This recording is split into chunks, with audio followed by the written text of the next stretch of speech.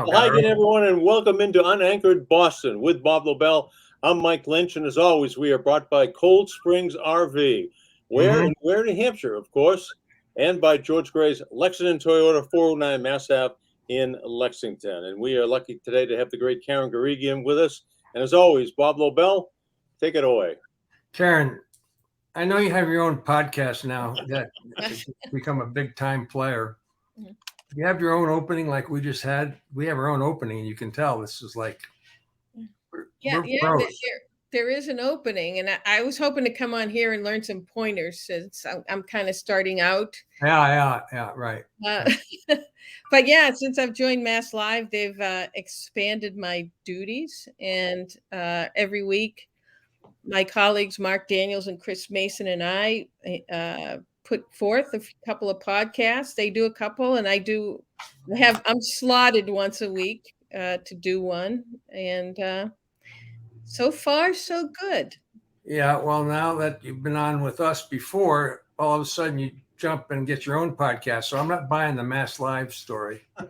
Oh, that's right. You jump started me in the podcast. Sure, it must have happened. We must have had influence. What's your podcast called, Karen? It's called Mass Live's Eye on Foxborough.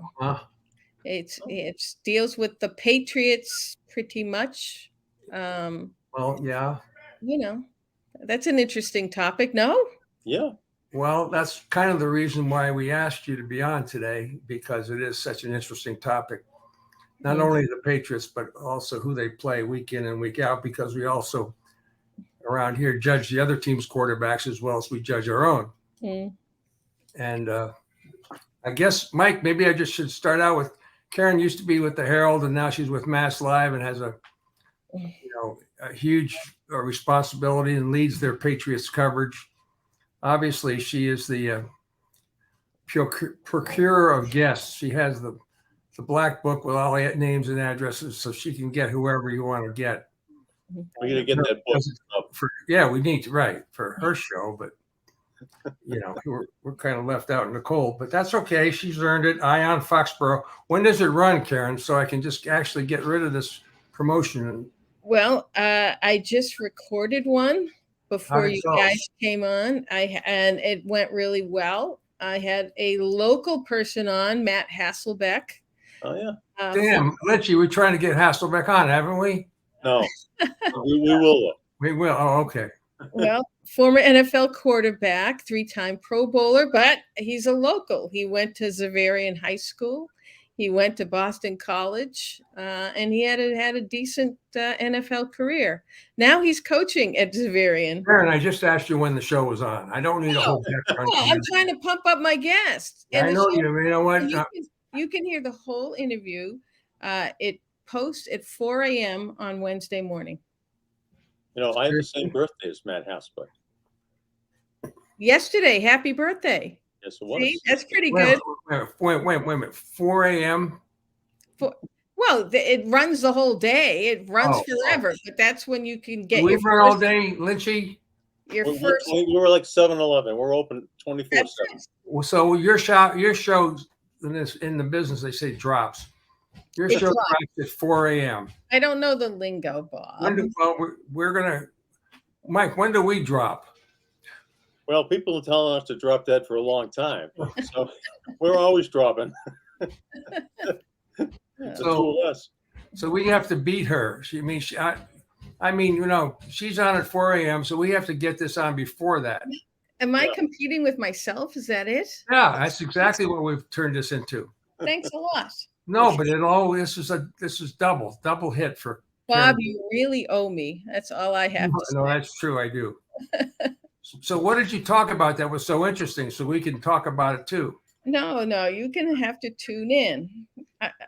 I mean, so if I ask you questions, are you gonna edit the questions in your mind and give us different answers than you gave on your podcast?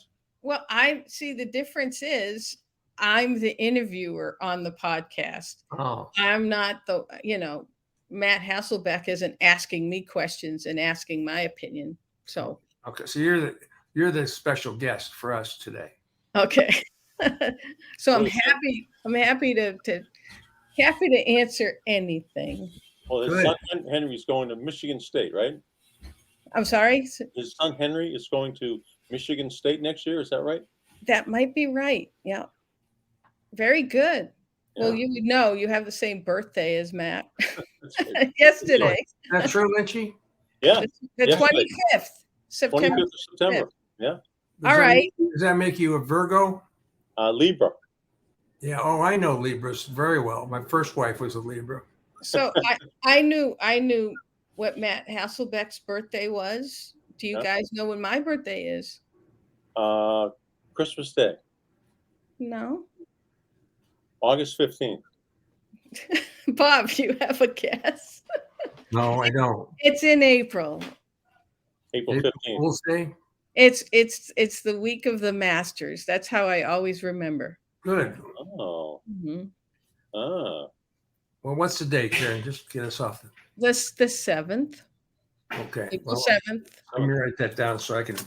So next time when I'm on April next year, you can figure it out. All right. My mother reminded me yesterday. She said she's 91, sharp as a tack. I was at a wedding with her on Saturday, and she said I was 9 pounds 5 ounces. Wow. Ball. Good. Haven't changed a bit. Not much. No. I think people will tune us out yet since we're talking about this. No, but I'm going to ask Karen if she were the Jets, would she keep the quarterback? Why are the Jets playing this guy? No. Why are the Jets playing this guy? You went to the game. You watched the films. You've talked about it with your colleagues. Why are the Jets playing this guy? You know, it's the story of the National Football League. Well, I don't know for a fact. I just have theories. And I don't think if Robert Saleh had his choice, that would be the guy. So it has to be coming kind of from above. And I just think, having watched Hard Knocks and having seen how all they've done in Jetsville is fawn all over Aaron Rodgers, I'm guessing they don't want to upset him by bringing in a Matt Ryan or, a high enough caliber quarterback that would, with the talent they have, get them to the postseason. Because guess what? Aaron says he's coming back. So what if he comes back and Matt Ryan's there? What if he comes back and again, somebody of note has taken over his job? So I'm just guessing that they think that they can get by, and it'll be an easier transition if and when Rodgers gets healthy. This is really who do the Jets have this week, Karen? Kansas City, I believe. But Lynchy, what do you think of her theory? I mean, I think it's accurate. Yeah, I think it's accurate. But what's happening? They brought in Mike Lynch, former Harvard quarterback, and you took him to the Super Bowl. What would that do to Aaron Rodgers? It'd be just like Earl Morrall taking the Dolphins to the Super Bowl after that undefeated season in '72. Well, again, it just, as I said, it just seems to me it's been all about Aaron, and they're doing whatever to make him happy in New York, make him happy with the team, bring in all his weapons from Green Bay. They've just been doing, it's Aaron's show now. And hey, if Aaron doesn't want, them to bring in a veteran who might be pretty good, who might get him to the playoffs and fall in his way, why are they going to do that? Again, all it's about pleasing Aaron. I don't know that for a fact. That's just me taking a look at it from behind. I think they got to worry about pleasing the 78,000 people that were in the stadium the other day, because they are on the brink of losing this entire fandom after the first 4 weeks of the season, because there's no hope right now in Jetland. There's none whatsoever. Fireman Ed actually was driving home from the game the other day and was doing a selfie, and he was almost crying, and he was angry and he was sad at the same time. Yeah. And if you look at the sideline, you were at the game, Karen. They're close to losing the team as well. Mm. Oh yeah, they were. There was a lot of receivers who were not very pleased with Zach Wilson, or there seemed to be this back and forth that didn't look particularly friendly. I mean, I know they're all competitors, but maybe they'll approach Aaron and say, "Look, we know you're shooting to get back for the playoffs, but we're not going to get there unless we do something. Obviously, this kid Zach Wilson, he can't handle this. He's not capable. It's starting to rub people the wrong way on the team. We're going to go get somebody." Yeah, but he's got that really cool headband. You think that could.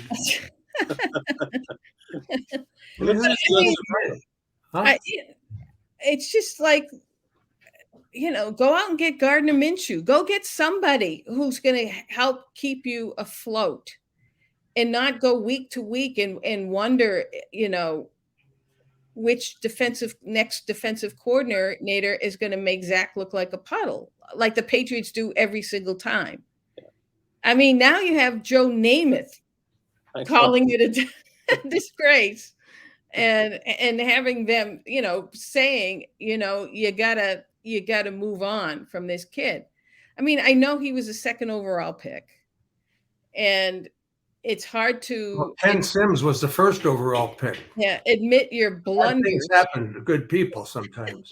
It's hard to admit your blunders like that when you whiff so badly with the number 2 pick. But I think the good teams realize their mistakes and cut bait as quick as possible. Well, they did it with Sam Darnold. Why aren't they doing it with this guy? Well, I like Aaron Rodgers' theory. Because Aaron rules the roost. I mean, they have turned it over to him, basically. Again, that's just how it seems to me. I'm not there. I don't cover the team. It's an uneducated view from afar. It just has to be some reason behind it, because I thought Saleh was a really great coach, or had the potential of being a really successful coach. Yeah. And he just is sticking his head in the sand for some particular reason. Yeah. Well, I think it's above him. And again, they gave away a lot of draft capital and whatnot to bring Aaron to New York. They invested quite a bit in him. They brought in everyone that he wanted, or just about everyone, bringing several receivers from the Packers. And again, if you watch the Hard Knocks, it was like an Aaron fest. It just seemed like everyone was worshiping him, and it was all about Aaron. So again, if you bring in a quarterback of note who will get them winning again and get the fans, get in the fans' favor, poor Aaron. But he's fighting to come back. I mean, I don't know. I'm just throwing that out there. That's a tough injury to come back from in the end of the NFL season. We're home. You hear like an incomplete pass on third down again. You hear the boos going. Sometimes it's a commercial break. How bad was it down there? Could you really hear it and feel it? Was it throughout the entire stadium? Oh, it was palpable. Yeah, for sure. I mean, and it started real quickly. But it's so funny. Even with all the boos, they almost pulled that game out with a Hail Mary. I know. And the one part of Zach Wilson's game, his golden arm was on display, how he heaved that ball, how far he heaved that ball to give them a chance.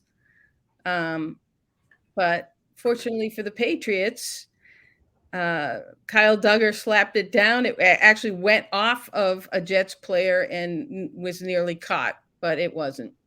I thought when you're talking about the fans, you were there, Karen. Lynch and I both watched it on television. But I thought if that situation were reversed and it were here in New England, the reaction would have been twice as bad as it was in MetLife Stadium. That was just, I think Patriot fans would have been even less tolerant by far than the Jets fans were. I could be wrong because television does not always present the realistic picture. Full disclosure, I actually watch it on TV too with you guys. I did not make that trip. But to refer to your point, Bob, I think the panic button behind you is kind of illustrative of, the fandom here. And that, I'm not putting that in a bad way, but they're so passionate. And especially when it comes to the Patriots having, 2 decades worth of unprecedented success. And I don't want to say being spoiled by that, but there's an expectation. And even after Tom Brady left, the expectation didn't exactly leave with him. And so, yeah, fans here aren't cutting people slack. They're going to let their voices be known. And I guess to not quite the same degree, it's the same way in New York. Because, again, huge fan bases, passionate fan bases, they want results, not excuses. So why couldn't that one touchdown drive the Jets had? He looked pretty good. He looked like a quarterback who was in control of the offense, who knew what he wanted to do. He was definitive in all his attempts. There were no lucky batted balls that went his way. But that was it. That's the one drive in his entire career, very short career, I've actually seen him look like an NFL quarterback. Well, there's no question he has all the physical gifts. Yeah. And that's why, during the draft, teams were fawning over him because, there's not a lot of people that have that type of golden arm or, can make, it's terrible to say make all the throws, but make them with the kind of authority that he has. Again, his athletic ability is off the charts. I mean, he can run with the ball. He can throw lasers all over the field. And when he gets into a rhythm, watch out. I think the problem with Zach Wilson, that perhaps they thought they could coach out, is between here. Right, exactly right. And how he handles pressure, how he and not being able to quickly decipher what he's seeing in front of him. And I would say that's a big difference between, him and Mac Jones, who went in this, and, Mac doesn't have all those physical gifts, doesn't have the arm, but he knows what he's seeing when it's presented in front of him, even if it's in disguise, which the Patriots do quite a bit. But Mac processes really quickly. And I think you saw it play out in that game. Mac was under pressure. Mac was seeing things. He got the ball out much quicker because he was able to quickly understand what the Jets defense was doing. Zach Wilson, when he looked out and saw the Patriots defense, had no idea what was coming. And by the time he figured it out, he was running backwards. Yeah. And that was the big difference. The safety was awful. There were two checkdowns on the left side and the right side, and he never saw. Right. I mean, just get rid of the ball, and take intentional grounding. And being a quarterback isn't, again, just about arm talent and mobility. And I mean, we saw it with Tom Brady. Yeah. Right. Yeah. Tom Brady had a great pocket presence and awareness. Didn't necessarily have the best arm, although he, improved that over the years. But he was so good up here. He was so adept at knowing what the defense was doing and knowing within an instant whether the play they called was going to work, Right. or if he had to audible to something else. And that ability that Brady had, magical ability to process like that so quickly, was his best weapon, his mind and his brain. And that made up for whatever he was lacking physically. But it's like the reverse for Zach Wilson. Tremendously physically gifted in terms of throwing the football, being able to move, having mobility. He got nothing up there. No, I'm smiling because I'm thinking about us wearing headbands. We were clever. We would have come on. That's right. With headbands on. He looks like he's in the cast of Survivor, doesn't he? Yeah, actually, he is. Actually, yeah, you're right. He is. Tom Brady, I'm sure he told you, Bob, and told you, Karen, but he said he extended his career about 5 years when he learned how to throw a one-hop pass. Just throw to the guy. I said, nobody's open. I'm not going to get sacked. I'm not going to throw an interception. I'm just going to throw a one hopper to the receiver. It's an incomplete pass. And now we're going to just regroup and go ahead with live another day, live another down. Yep. And trying to make something happen, that was ill-advised. Move on to the next play. Well, that's not Zach Wilson. But okay, here's my next question, Karen. You're covering the Patriots. Okay. Let's say you're home in Foxborough. It doesn't matter who they're playing. Well, let's say they have a rough game, like they had the first two games, in which you were there, covered the Patriots, first two games. Yep. Do you go into Belichick's press conference with questions that you have ready to ask Bill, or do you just keep your mouth shut and be the smartest person in the room and not say anything? Sometimes it's both, but it's mostly the latter.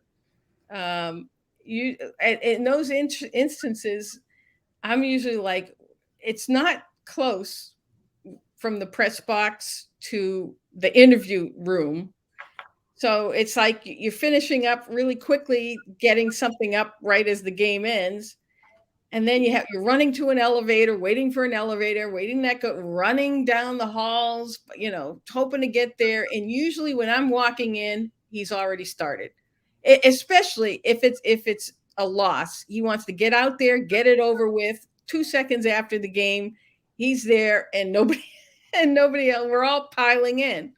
So when it comes to asking questions, usually I refrain unless there's a real point, and he's. And if I don't feel like the question got asked, I'll definitely jump in. But most of the time, I just listen to him. And would you ask a question, Lynchy? Would you go in there with a question? No. I can just tell. First of all, the people that ask the questions think that they're going to be the Woodward and Bernstein of journalism. They're going to break Bill Belichick down. Nobody's going to break them down. So I go in there. When I heard some of the questions, I would cringe, especially when you get towards the playoffs, and our TV stations send news reporters down there. It's like Lynch and Lobel couldn't handle it, but we're going to send down like Morley Safer. He's going to ask a tough question at Bill Belichick, and it doesn't work. And you just sort of sit there and listen, and you just sort of decipher. He's not going to give you anything. And the three of us and other people know it as well. That's all true, but as a journalist, you have a responsibility to ask. Yeah. And Bill would love it if he got up there and everyone had the mindset of, well, I'm not going to ask anything because he's just going to be not going to answer or be a jerk. That's his perfect scenario. He'd get up there, nobody asks a question, and he doesn't have to deal with it. Right? Yep. We have a responsibility to ask the questions no matter how grumpy he is, no matter, how awful a soundbite he gives. It's our responsibility to ask the questions. Well, speaking of somebody who's never grumpy, it's George Gray of George Gray's Lexington and Toyota. Amen, brother. He is never grumpy. He's got his 3 sons working there. It's a family-owned business. And when you go to George Gray's Lexington Toyota, you are treated like family. Lobie and I have been going there for, I don't know, 20 years, 25 years. A lot of cars. A lot of cars. My sister has one. My mother has one. My daughter has one. My wife has one. And they treat you like family. So you go in there and you tell them that Lobie, Lynchy, and Karen sent you, and you'll be treated like family for life at George Gray's Lexington Toyota, 409 Mass Ave in Lexington. And you'll probably wind up talking about the Patriots for a while because George loves sports. And if you mention something, the salesman will be there ready for you to sign on the dotted line and afraid he might lose you. And George might be talking about the Patriots, Red Sox, Bruins, or Celtics. Seriously, but they're coming out with a new car. They have this Grand Highlander. I thought was really cool. Yeah, it's big. Yeah. Yeah, I like it. I've had a Highlander before. Yes, I have too. I've had a Venza before. Had a RAV4 before, but I also tempted to think about the electric RAV4. Just tempted. You can't even get on this show, okay? You can't. Sorry. You can't. Okay, guilty. All All right, shut up. How are you going to plug in? I don't know. Electric car. I don't know. I haven't bought it yet. I know, but you can't get on this show, and I'm right behind you. George, I want to buy one, and he won't let me. Know what you don't know, and don't know what you don't know. All right. I got it. Yeah. Mr. Smart. Now let's turn this around, Karen. This, as you said, the Hail Mary at the end of the game, but take away one field goal, and we got ourselves, pretty much a dead even game. One of their linebackers came off of one play, and Mac Jones saw it, and just the guy bid on the play action pass and touchdown. Other than that, we might still be playing. Yeah. Well, again, the reason I think people aren't as optimistic. Yeah, they won, but and the defense was really good. But again, look at the competition. But the thing is that the offense hasn't quite taken off in a fashion that people would expect or hope. I mean, you had the disaster of Matt Patricia last year, and that you have this competent, capable offensive coordinator in Bill O'Brien, and yet I think they're like 26 in the league in points per game. I mean, they scored 20 against the Eagles, 17 against Miami, and so they've been going down, and 15 against the Jets. They've gone up against 3 very good defenses, but still you want to see more. And you started to see a little bit of that in the first half of that game against the Jets. And I think having the offensive line a little more competent, was helpful. But boy, after the field goal on their opening drive in the second half, they punted 6 times. Yeah. They had the game.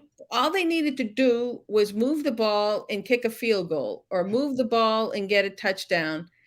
And they went nowhere with, again, a chance to put the game away. And I think, they did win, but it's almost like there's more questions than answers still. Without question. No pun intended. Do you think, now that you guys, Karen, are you in a committee to elect Patriot Hall of Famers into the Patriot Hall of Fame? Are you in that committee? I am, Bob. Well, Mike is too. So we have 2 committee members right here. But can I be the first to inform you that your job is no longer necessary? Yeah, we're just waving the rules. No, I mean, seriously, why even have your committee come in and sit down and vote on people when the owner decides who gets in and who doesn't? Well, I mean, let's just cut to the chase here. Before we cut to the chase, it's important to know that we don't come up with the person to go in. We come up with a ballot of 3 for the fandom to vote on. Oh, okay. Okay, so we're like a nominating committee, and we nominate. We come together once a year. We go over all the people who we think are worthy. Then we vote, and it comes down to the 3 top vote getters from us, and those 3 are put out into the public to vote. Okay, so like the Academy Awards spot. We are the nominating committee for the Academy Awards. I understand. And Trying to give yourself some relevancy. I understand you're fighting for your life here. Now you can fight for air. That's okay. You can fight for the oxygen in the room. But the reality is, it doesn't really matter what you say. It's been demonstrated. Well, yeah, Bob Kraft rules, and he can waive eligibility. He also has the right to put in people who, like a Dante Scarnecchia, who's definitely worthy, but won't get in and doesn't qualify in any category per se. So he can get somebody like Scarnecchia in. Wouldn't it have been more? Wouldn't there? I'll give you a chance to answer this, Karen, because I know the answer to this. Aren't there other ways that they could have chosen to honor Brady than to waive the Hall of Fame? Committee? Yeah. I mean, I think most people thought that like Bob billed it like a day or two before, as it was something unique was going to happen during Robert this. Kraft billed it. Robert Kraft said there was something. He thought people would like it because, Brady was back, but something unique. He had something unique planned. That was it, huh? Right. And getting Brady into the Patriots Hall of Fame, well, everyone knows he's going to be in the Hall of Fame when his time comes. It's that, like, there's no mystery there. I'm thinking they've never retired a number. How about putting his number? Isn't that amazing, Mike, that they've never retired a number? Well, they have retired a bunch. Billy Sullivan retired a lot of numbers. He retired Bob D, 89, Steve Nelson's. Not in the modern. It's just not in this modern era, let's say. Or name the lighthouse after him. Do something that's not something that is kind of a fait accompli. Well, if you talk about retired numbers, you're talking about like Green Bay, like Circle of Greatness, or right. It's numbers on the stadium. They make a big deal. Hasselbeck in Seattle getting his number, raised. Yeah, it just do something. If you say it's unique, then make it different. That's all. Waiving eligibility, nice touch, but the Brady Bell, right? Make it the Brady. Sure. Something. Why not put number 12 in the stadium, raise the banner, and say this is the start of retiring present day numbers. Call it Brady Stadium. I mean, I don't know, Brady Lighthouse, something unique, right? Ted Williams has a tunnel. I mean, Brady at least should. I mean, look at the Red Sox. Even the Red Sox have managed to figure out how to retire numbers. Mm-hmm. Yeah. So retired numbers, and the Celtics, I got retired numbers. Right. Some people think it's overdone. There's too many, but I don't know. What number did you retire? Vinatieri, you think number 4 should have been retired? How come Zappi wears number 4? How's that possible? Well, yeah. Because they'd be wearing triple digits. They have people. Gronk's number's been worn. It's just that's how it is. Yeah, well. I mean, I saw somebody wearing 22 for the Cowboys the other day. Emmitt Smith, Yeah. They're wearing it. Yeah, but he's out of retirement, according to the commercial. Maybe I'll put letters like a 22A. I don't know. Do like the Massachusetts highway system and change the exits. Well, maybe they'll take all of our suggestions, and when they have the induction ceremony for Brady, they'll include all these other things that we just threw out. Yeah. Aaron, do you find Bill Belichick any different this year at all, or is he the same? When you go weekday press conference on Wednesday or Friday, and after a post game. Well, usually Fridays are the good days for him. Usually why? Because the media is like filtered out. There's not as much people there for him to deal with. Or hates the media. Karen just hates them. Well, I don't Probably. I mean, it doesn't seem like he likes people in the media, but my point to Mike was usually you'd know that, Monday after the game or the video call he does, not pleasant. Wednesday is kind of he pumps up the team that they're playing, no matter if they're good or bad. So you get the pump up show to make it seem like they're playing the greatest team and the greatest quarterback on the face of the earth. So that's kind of an expected thing. But he's not very engaging on Wednesday, but typically Friday is the day where you can get him to talk for hours about something special teams, something historic, something. He will. He's much more engaging on Fridays. That has not been the case this year. His presser on Friday, this past Friday, barely lasted 3 minutes, and it seems like he's instituted with the PR people kind of like a pitch count.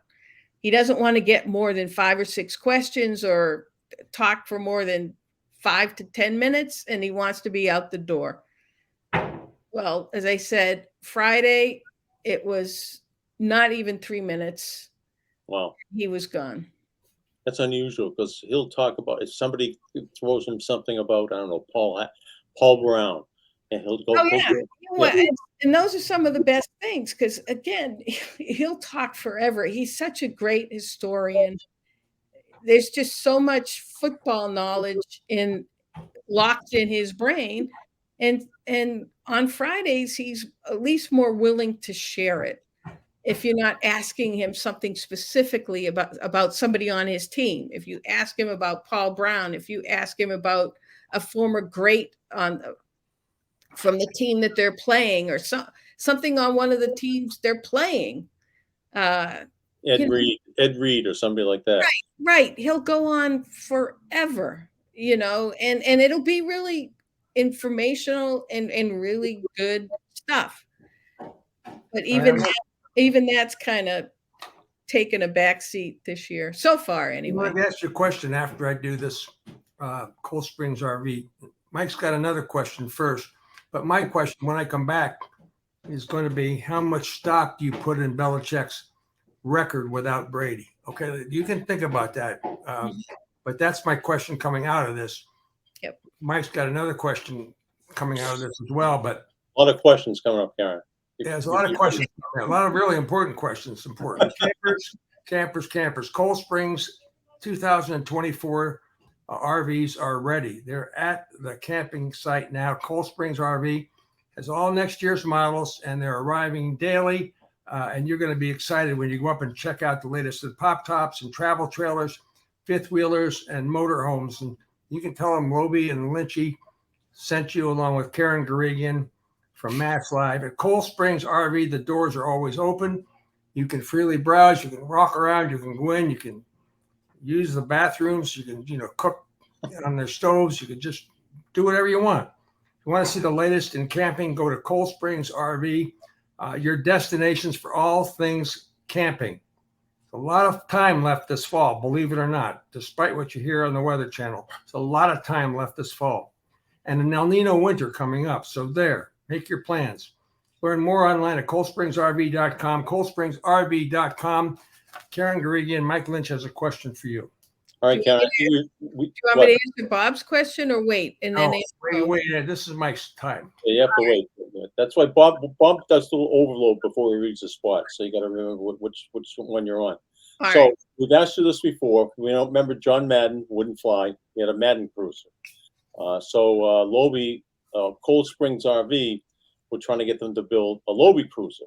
Ooh. And if and when it's built, guests on the show get to borrow it for 1 week and drive cross country from Chelmsford to someplace in the West Coast. And you get to pick one person to ride shotgun with, someone you'd like to have a conversation with. It can be past, present, alive or dead, sports figure, entertainment, whatever. So you, Karen, right now, you can tell us who your choice would be. You're probably tempted to pick off one of us, but I was just going to say you, Bob. Well, Come on. I accept, but that goes without saying. Might as well make this a special one because I'm easy. You probably haven't noticed, but I am.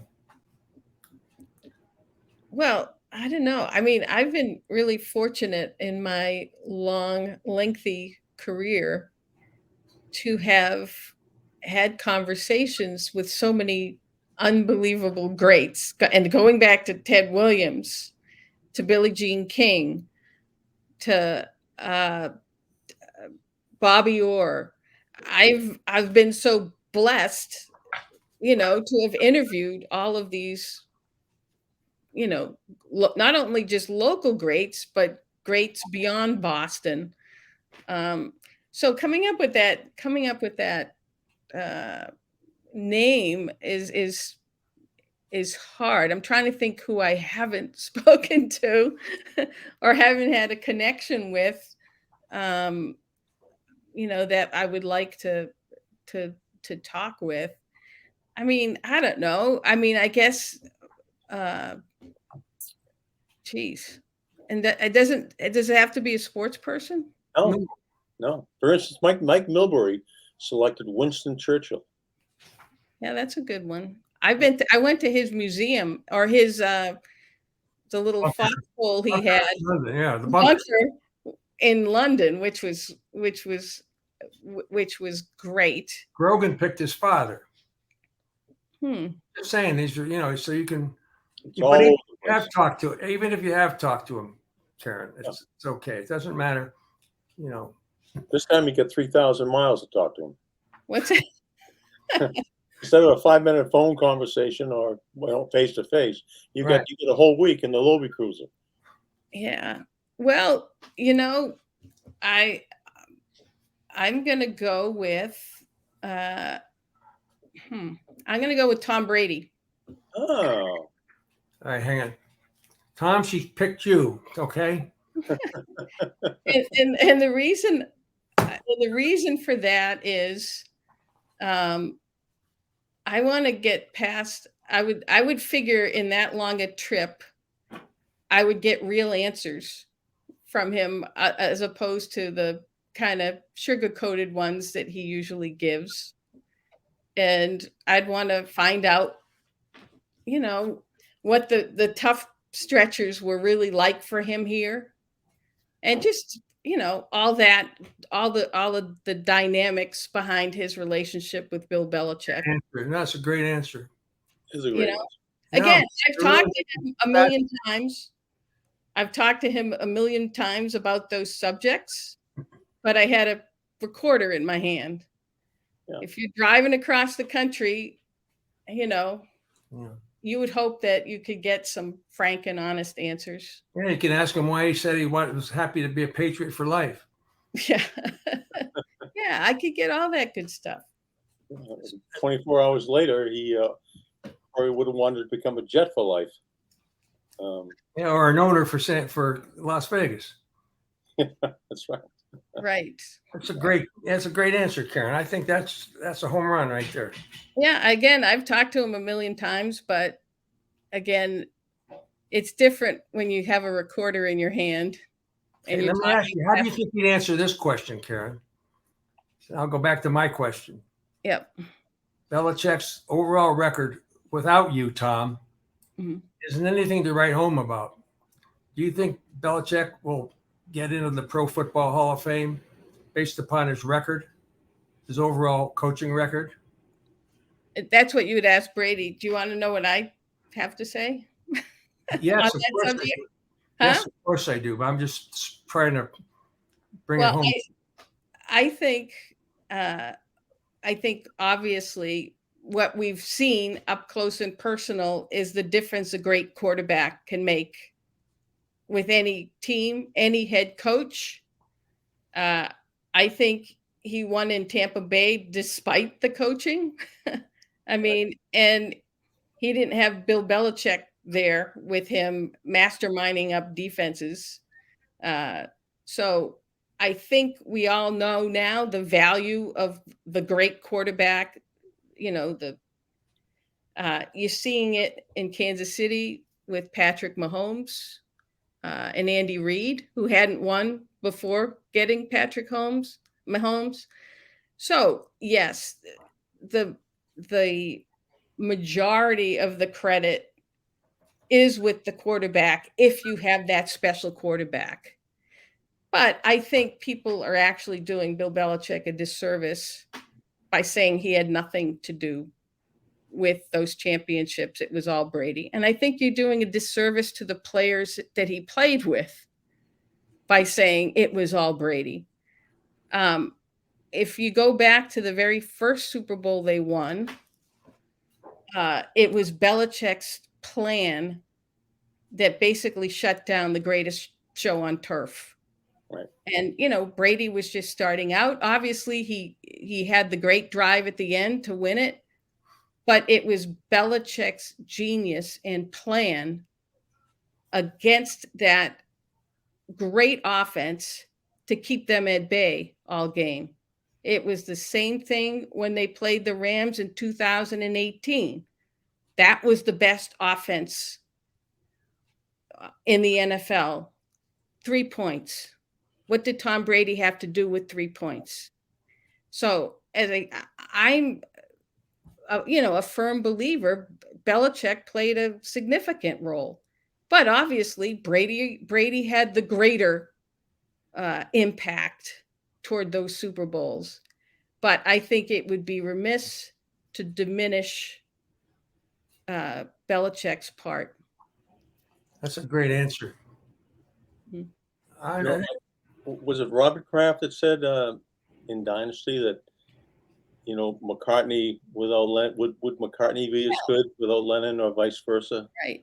And I actually think I think Tom has actually come more to that realization because he left, because he saw what it was like on the outside. He saw what it's like to be coached by 2 other coaches in coaching staffs. And I think it opened his eyes up a little bit. Not that he wasn't appreciative of what he learned from Belichick, but I think him being in Tampa and basically putting that team on his back and winning almost in spite of the coaches, I think it triggered something in him to realize, you know what? I was lucky to have Belichick. Obviously it was contentious toward the end. Anyways, 20-year relationship. But I think even Brady will tell you honestly on the record how much of an impact it had on him to have Belichick, especially in his formative years. Interesting. When are you writing your book? I don't know. Maybe on that drive in the cruiser. Yeah, there you go. Have Tom drive, and you just I'll just spit it out in the book. Love it. Great idea. So where are we now with this Patriots team? We're going down to Dallas, a team that can put points despite their loss to Arizona last week. That can put points on the board. What is life going to be like around here if the Patriots come back from that trip and they're tied with the Jets at 1-3? Well, I don't know if people will be burying them at that point because they have a couple of winnable games after that.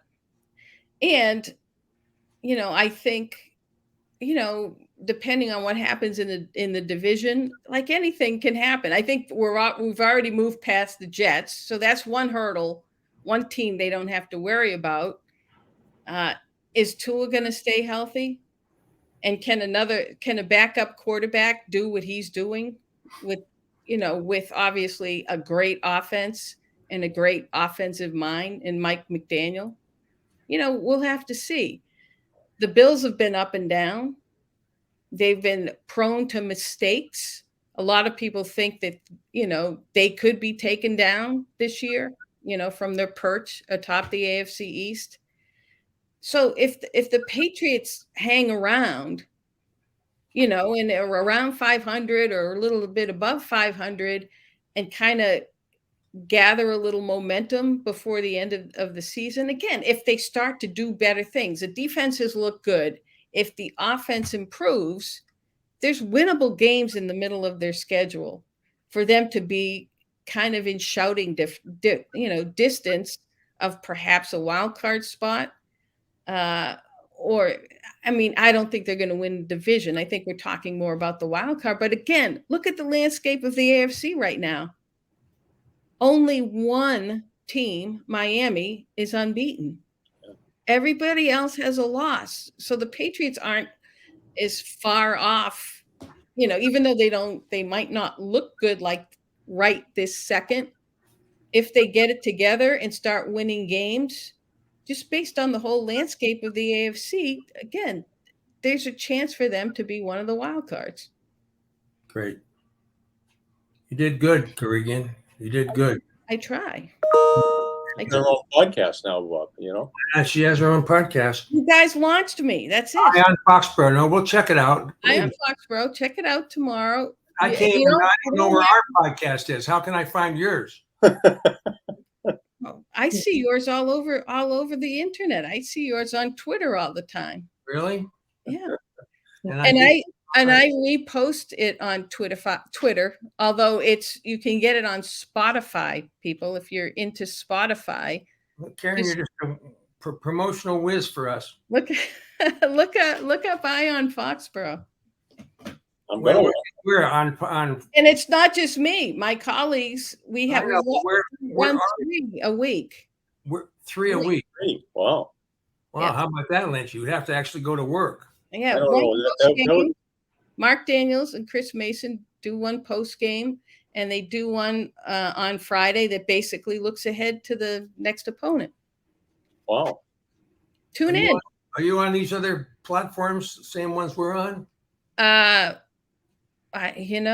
Which platforms are you on, Rob?